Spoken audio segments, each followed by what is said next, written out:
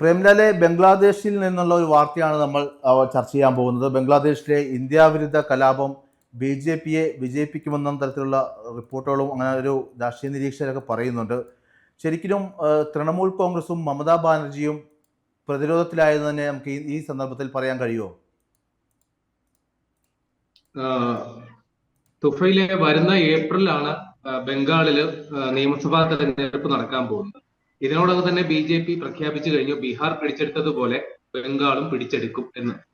അപ്പൊ അതിന് വേണ്ട അണിയറ പ്രവർത്തനങ്ങൾ അതിനോടകം നടക്കുന്നതിനിടയിലാണ് ബംഗ്ലാദേശിൽ ഇത്തരത്തിലൊരു ഇന്ത്യ വിരുദ്ധ കലാപം അല്ലെങ്കിൽ ഹിന്ദു വിരുദ്ധ കലാപം ഒക്കെ നടക്കുന്നത്. പക്ഷെ അവിടുത്തെ നിലവിലെ രാഷ്ട്രീയ സ്ഥിതി വെച്ച് നോക്കുമ്പോൾ തൃണമൂൽ കോൺഗ്രസിനെ പേടിക്കാനൊന്നുമില്ല. കാരണം കഴിഞ്ഞ ലോക്സഭാ തെരഞ്ഞെടുപ്പില് 2019 22 സീറ്റ് ഉണ്ടായിരുന്നത് 2024 ആയപ്പോ അവർക്ക് 29 സീറ്റായിട്ട് വർദ്ധിപ്പിക്കാൻ സാധിച്ചിട്ടുണ്ട്. എന്നാൽ BJPയെ സംബന്ധിച്ച് 18 സീറ്റ് ഉണ്ടായിരുന്നത് 12 ആയിട്ട് കുറയുകയും ചെയ്തു.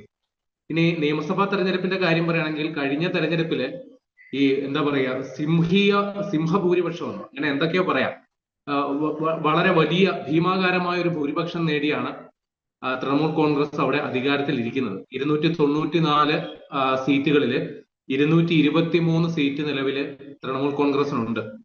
അപ്പൊ അവിടെ ഈ തൃണമൂൽ കോൺഗ്രസ് അറിയാമല്ലോ, ഈ കോൺഗ്രസുമായിട്ടോ മറ്റാരുമായിട്ട് സഹകരണമില്ലാതെ ഒറ്റയ്ക്ക് പോരാടുന്ന ഒരു രാഷ്ട്രീയ കക്ഷി കൂടിയാണ്. അവിടെ BJPക്ക് 77 അല്ലെങ്കിൽ NDAക്ക് 77 സീറ്റ് ഉണ്ടായിരുന്നു. പക്ഷെ പിന്നീട് നടന്ന ഉപതെരഞ്ഞെടുപ്പുകളിലൊക്കെ സീറ്റ് പോയതാണ് NDAയുടെ ചരിത്രം. അത് 65 സീറ്റായിട്ട് ഇപ്പൊ കുറയുകയും ചെയ്തിട്ടുണ്ട്. പക്ഷെ ഇപ്പോ അവിടെ നിലവിലെ രാഷ്ട്രീയ സ്ഥിതി വല്ലാണ്ട് മാറി. കാരണം അവിടെ ഈ SIR നടപ്പിലാക്കിയപ്പോ ഏതാണ്ട് 58 ലക്ഷം പേരാണ് വോട്ടർ പട്ടികയിൽ നിന്ന് പുറത്തു പോയേക്കുന്നത്. അത് നമുക്ക് ചിന്തിക്കാൻ പറ്റാത്ത ഒരു കണക്കാണ്. 58 ലക്ഷം പേര് അവിടെ നിന്ന് പുറത്തു പോകുക എന്ന് പറഞ്ഞു കഴിഞ്ഞാൽ നമ്മൾ മനസ്സിലാക്കേണ്ടത് ഈ ബംഗ്ലാദേശിൽ നിന്ന്, കാര്യം ഈ ബംഗാള് വിഭജിച്ചാണല്ലോ ബംഗ്ലാദേശും ഇപ്പോഴത്തെ ബംഗാളും ആയത്. അപ്പോ ഈ ബംഗ്ലാദേശിൽ നിന്ന് വ്യാപകമായ ഈ കുടിയേറ്റം ഇങ്ങോട്ടേക്ക് നടക്കുന്നുണ്ട്. വരുന്നവര് കുറെയൊക്കെ മുൻകാലങ്ങളിൽ വന്നവർ പലരും ഇന്ത്യൻ പൗരന്മാരായി മാറി. പക്ഷെ പിന്നീട് വന്ന പലർക്കും പൗരത്വം തെളിയിക്കാനായിട്ടുള്ള യാതൊരു ആധികാരിക രേഖയും ഇല്ല എന്നാണ് മനസ്സിലാക്കേണ്ടത്. അവരൊക്കെ ഈ പറയുന്ന വോട്ടർ പട്ടികയിൽ നിന്ന് പുറത്തു പോയിട്ടുമുണ്ട്. അപ്പോൾ 58 ലക്ഷം പേര് ഈ SIR നടപ്പിലാക്കിയതിന്റെ ഭാഗമായിട്ട് പുറത്തു പോകും. അന്തിമ പട്ടിക ഫെബ്രുവരിയിലേ വരുള്ളൂ. എങ്കിൽ പോലും ഇതിനോടൊപ്പം വന്ന റിപ്പോർട്ടുകളാണ് പറയുന്നത് 58 ലക്ഷം പേര്. അപ്പൊ നേരത്തെ തന്നെ അവിടെ ഈ പൗരത്വ ഭേദഗതി രജിസ്റ്ററിന്റെ പശ്ചാത്തലത്തിൽ വലിയ സമരമൊക്കെ നടന്നിരുന്നു. അപ്പൊ SIRന്റെ പശ്ചാത്തലത്തിലും അവിടെ വലിയ സമരം നടന്നിട്ടുണ്ട്. അപ്പൊ ഇതെല്ലാം ഈ മുസ്ലിം വിഭാഗത്തെ, അവിടെ ഈ മുസ്ലിം വിഭാഗം എന്ന് പറയുന്ന ഒരു ന്യൂനപക്ഷ വിഭാഗമാണ്. ഏതാണ്ട് മൊത്തം വോട്ടർമാരില് 27% മുസ്ലിങ്ങളാണ്. അപ്പൊ അവരെ ഒരു വോട്ട് ബാങ്കായിട്ട് തൃണമൂൽ കോൺഗ്രസ് കാണുന്നു. അപ്പൊ അവരുടെ ഒരു BJP ആണ് എതിർ പക്ഷത്തുള്ളത്. അപ്പോൾ സ്വാഭാവികമായിട്ടും മുസ്ലിം വോട്ടിന്റെ ഒരു ഏകീകരണം തൃണമൂൽ കോൺഗ്രസിന് അനുകൂലമായിട്ട് ഉണ്ടാകും എന്ന് തന്നെ നമ്മൾ മനസ്സിലാക്കണം. അപ്പൊ ഇവരെ ഒരു വോട്ട് ബാങ്കായിട്ട് കണ്ടുകൊണ്ട് അവരെ പ്രീണിപ്പിക്കാനായിട്ടുള്ള നയപരിപാടികളാണ് തൃണമൂൽ കോൺഗ്രസ് സ്വീകരിക്കുന്നത് എന്നുള്ളതാണ് BJPയുടെ ആക്ഷേപം. അപ്പൊ അത് തെളിയിക്കുന്ന തരത്തിലാണ് ഇപ്പൊ അവിടുത്തെ സംഭവ വികാസങ്ങൾ. കാരണം ഇവിടെ വലിയ രീതിയിലുള്ള പ്രക്ഷോഭം, പ്രത്യേകിച്ച് ഇന്ത്യ ബംഗ്ലാദേശ് അതിർത്തി മേഖലയിൽ വലിയ അസ്വസ്ഥത നിലനിൽക്കുന്നു.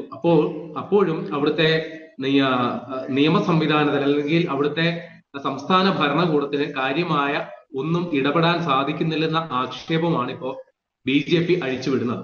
തൃണമൂൽ കോൺഗ്രസ് ഇപ്പോഴും പ്രീണന നയമാണ്, രാജ്യസുരക്ഷയെയാണ് അത് ബാധിക്കുന്നത് എന്ന തരത്തിലാണ് ഇപ്പൊ BJP അവിടെ പ്രചാരണം നടത്തുന്നത്. അപ്പൊ അത് ബംഗാളിൽ മാത്രമല്ല, രാജ്യവ്യാപകമായിട്ട് BJP ഈ ബംഗ്ലാദേശിൽ അവിടെ നടക്കുന്ന ഹിന്ദുത്വ വിരുദ്ധ കലാപം അല്ലെങ്കിൽ ഇന്ത്യ വിരുദ്ധ കലാപത്തെ ഇന്ത്യയിൽ മുഴുവൻ ഒരു ഹിന്ദുത്വ ഏകീകരണത്തിന് വേണ്ടിയിട്ട് BJP ഉപയോഗിക്കുന്നുണ്ട്. അവരുടെ സോഷ്യൽ മീഡിയ ക്യാമ്പയിനുകൾ അതാണ് സൂചിപ്പിക്കുന്നത്. ബംഗ്ലാദേശിൽ അത് കുറച്ചുകൂടി തീവ്രമായിട്ട് BJP പ്രയോഗിക്കുന്നു. ഇപ്പൊ സമീപകാലത്ത് നടന്ന ഓപ്പറേഷൻ സിന്ദൂറില് അവിടെ പാകിസ്ഥാനെതിരെ ഇന്ത്യ ശക്തമായ തിരിച്ചടി നൽകി. അപ്പൊ ഇവിടെ ബംഗ്ലാദേശിലും സമാനമായ ഒരു സാഹചര്യം ഉണ്ടാകുന്നു. അപ്പൊ ഇത് തീവ്ര ദേശീയത ആളിക്കത്തിക്കാനായിട്ട് പറ്റിയ അനുകൂല സാഹചര്യമാണ് BJPയെ സംബന്ധിച്ച്. അപ്പൊ ഇവർ അത് പരമാവധി സോഷ്യൽ മീഡിയ വഴി വലിയ രീതിയിൽ പ്രചരിപ്പിക്കുന്നുണ്ട്. ഇപ്പൊ ബംഗാളില് അവർക്ക് അസാധ്യം എന്ന് കരുതിയിരുന്ന ഒരു ഭരണം അത് പിടിച്ചെടുക്കാൻ പര്യാപ്തമായ രീതിയിൽ വലിയ രീതിയിൽ അവിടെ സോഷ്യൽ മീഡിയ ക്യാമ്പയിൻ ഇതിനോടകം ആരംഭിച്ചിട്ടുണ്ട്. കൂടാതെ അവിടെ വലിയ രീതിയിലുള്ള പരസ്യ പ്രതിഷേധങ്ങൾ അവിടെ നടക്കുന്നു. ഇപ്പൊ ബംഗ്ലാദേശിലെ ഇന്ത്യ വിരുദ്ധ പ്രക്ഷോഭങ്ങൾ അല്ലെങ്കിൽ ഇന്ത്യ വിരുദ്ധ മുദ്രാവാക്യമൊക്കെ മുഴങ്ങുമ്പോൾ അതിനെതിരെ നടപടി എടുക്കണമെന്ന് ആരോപിച്ച് ബംഗ്ലാദേശിന്റെ ഹൈക്കമ്മീഷണർ ഓഫീസാണ്, ഡെപ്യൂട്ടി ഹൈക്കമ്മീഷണർ ഓഫീസ് കൊൽക്കത്തയിലുണ്ട്. അപ്പൊ അതിന്റെ മുമ്പിൽ നടന്ന റാലിയിൽ ആയിരക്കണക്കിന് പേരാണ് പങ്കെടുത്തത് എന്നുള്ളത് കൂടി അവിടുത്തെ നിലവിലെ ഒരു രാഷ്ട്രീയ ചിത്രത്തിന്റെ ഒരു പ്രതിഫലനമായിട്ടാണ് നമുക്ക് മനസ്സിലാക്കേണ്ടത്. ഇപ്പൊ നിലവിൽ അവിടുത്തെ സാഹചര്യങ്ങൾ വളരെ മോശമാണ്. പ്രത്യേകിച്ച് അതിർത്തി മേഖലയില് ഈ ബംഗ്ലാദേശ് ആസ്ഥാനമായ ധാക്ക ആസ്ഥാനമായിട്ടുള്ള ഇസ്ലാമിക് സ്റ്റേറ്റിന്റെ സ്വാധീനം വർദ്ധിച്ചു വരുന്നതായിട്ട് നമ്മുടെ ഇന്റലിജൻസ് റിപ്പോർട്ടുകളുണ്ട്. പിന്നെ നേരത്തെ പറഞ്ഞതുപോലെ അവിടെ നേരത്തെ തന്നെ ഈ പൗരത്വ ഭേദഗതി രജിസ്റ്ററുമായിട്ട് ബന്ധപ്പെട്ടും ഈ SIRുമായി ബന്ധപ്പെട്ട് നടക്കുന്ന സമരങ്ങൾക്കെല്ലാം തൃണമൂൽ കോൺഗ്രസ് നേരിട്ടോ അല്ലാതെയോ പിന്തുണ കൊടുക്കുന്നുണ്ട്.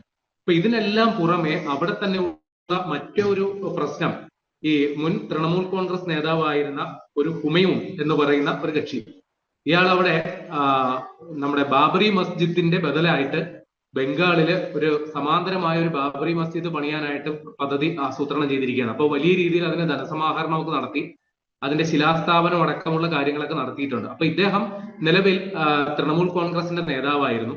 ഇപ്പോ പാർട്ടി അച്ചടക്ക ലംഘനത്തിന്റെ പേരിൽ ഇദ്ദേഹത്തെ ഇപ്പൊ പാർട്ടിയിൽ നിന്ന് പുറത്താക്കിയിട്ടുണ്ട്. ഇപ്പൊ വരുന്ന നിയമസഭാ തെരഞ്ഞെടുപ്പിൽ 135 മണ്ഡലങ്ങളിൽ ഇദ്ദേഹത്തിന്റെ പാർട്ടി, ഇയാൾ സ്വന്തമായിട്ടൊരു പാർട്ടി രൂപീകരിച്ച് അവിടെ മത്സരിക്കുമെന്നാണ് പറയുന്നത്. അപ്പോ ഞാൻ നേരത്തെ പറഞ്ഞു, ഈ മുസ്ലിം വോട്ടുകൾ തൃണമൂൽ കോൺഗ്രസ് അവര് ഒരു കുത്തകയാക്കി വെച്ചിരുന്നതാണെങ്കിൽ അത് ഭിന്നിച്ചു പോകാനായിട്ട് ഈ ഹുമയൂണിന്റെ പുതിയ പാർട്ടിക്ക് ചിലപ്പോൾ സാധിച്ചേക്കാം. അതും വാസ്തവത്തിൽ സഹായകരമാകുന്നത് BJPക്കായിരിക്കും. അപ്പോ ഇതെല്ലാം കൂടി ചേർത്ത് വായിക്കുമ്പോൾ ഈ ബംഗ്ലാദേശിൽ സമീപകാലത്തുണ്ടായ ഈ ഇന്ത്യ വിരുദ്ധ പ്രക്ഷോഭങ്ങൾ, ഹിന്ദുത്വ വിരുദ്ധ കലാപങ്ങൾ, ഇതെല്ലാം തന്നെ ഇന്ത്യയിൽ BJPക്ക് വലിയ രാഷ്ട്രീയ മുതൽക്കൂട്ടാകും എന്നുള്ള സംശയം പറയാൻ കാര്യം ആ രീതിയിലുള്ള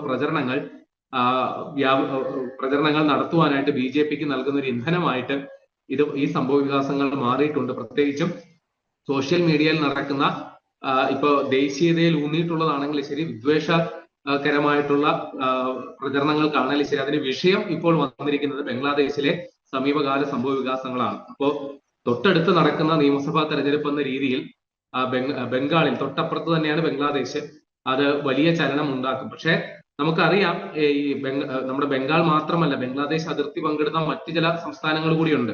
അത് മൊത്തം 4096 കിലോമീറ്റർ വരുന്ന അതിർത്തി പ്രദേശമാണ്. അതില് അസാം, മേഘാലയ, ത്രിപുര, മിസോറാം, ഈ സംസ്ഥാനങ്ങൾ കൂടിയുണ്ട്. പക്ഷെ ഈ സംസ്ഥാനങ്ങളിലൊന്നും സമീപകാലത്ത് ഒരു തെരഞ്ഞെടുപ്പ് നടക്കുന്നില്ല. അപ്പൊ അതുകൊണ്ട് ഇത്തരം പ്രചാരണങ്ങളൊക്കെ ഇപ്പൊ കോൺസെൻട്രേറ്റ് ചെയ്തിരിക്കുന്നത് നിലവില് നമ്മുടെ ബംഗാളിലാണ്. പക്ഷെ അസാമില് അവിടുത്തെ മുഖ്യമന്ത്രി ഹിമാൻസു ബിശ്വ ശർമ്മ, അദ്ദേഹം കടുത്ത നിലപാടുകൾ ഇക്കാര്യത്തിൽ ബംഗ്ലാദേശ് ഭരണകൂടത്തിനെതിരെ പരസ്യ പ്രസ്താവന വരെ നടത്തുന്ന അവസ്ഥയിലേക്ക് കാര്യങ്ങൾ എത്തിയിട്ടുണ്ട്. പക്ഷെ അപ്പോഴും തൃണമൂൽ കോൺഗ്രസ് നേതാവ് മമതാ ബാനർജിയുടെ ഭാഗത്ത് നിന്ന് അത്ര തീക്ഷ്ണമായ, രൂക്ഷമായ നിലപാടുകളോ പ്രസ്താവനകളോ വരുന്നില്ല.